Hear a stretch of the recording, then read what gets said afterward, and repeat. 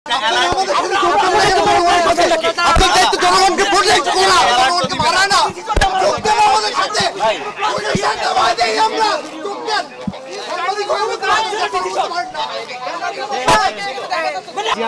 একজন মা, মায়েরা কি করে লালন পালন করে বড় করে বিশ্ববিদ্যালয়ে পাঠায়, সেখানে কি একটা ছাত্রছাত্রী ভাবে মানে কি ছাত্রলীগের হামলা হলো, আজকে পুলিশের হামলা।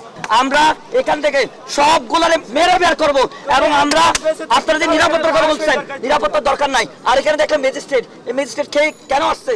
সে পারমিশন দেওয়ার জন্য, গুলি মারার পারমিশন দেওয়ার জন্য।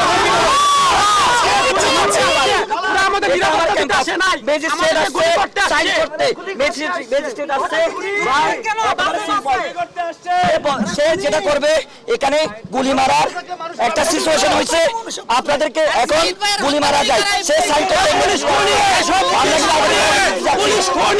আমরা সবাই আছি, মুক্তি দিয়ে আছি।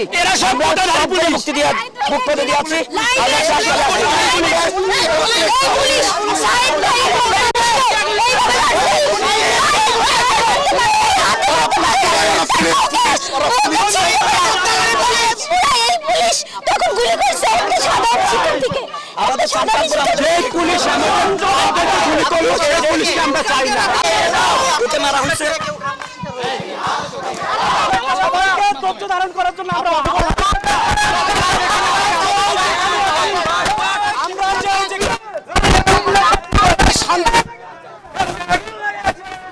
কোনো উস্কানিতে পা দিব না, আমরা কোন রকম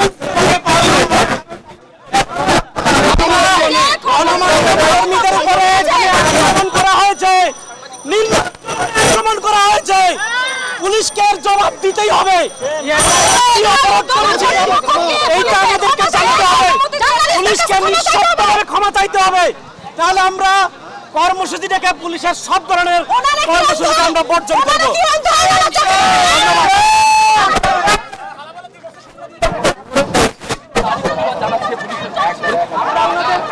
এখানেও সাউন্ড গ্রেনেডের সময় আমি ছিলাম, যখন রাজু ভাস্কর্যের পাশে মারা হয় সেখানেও আমি ছিলাম।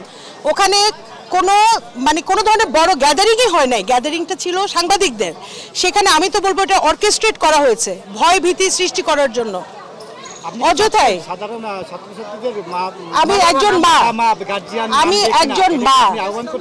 না আমি তো বলবো দেখেন, আমরা বাচ্চাদেরকে কোলে করে জন্মে, আমি তো মা না, মায়েরা কি করে লালন পালন করে বড় করে বিশ্ববিদ্যালয়ে পাঠায়, সেখানে কি একটা ছাত্রছাত্রী ভাবে মানে কি ছাত্রলীগের হামলা হলো, আজকে পুলিশের হামলা, গুলি করছে, মারা যাচ্ছে, এটা কি বন্ধ হওয়া উচিত না বলেন? এখানে কি কারোর কোনো প্রশ্ন আছে?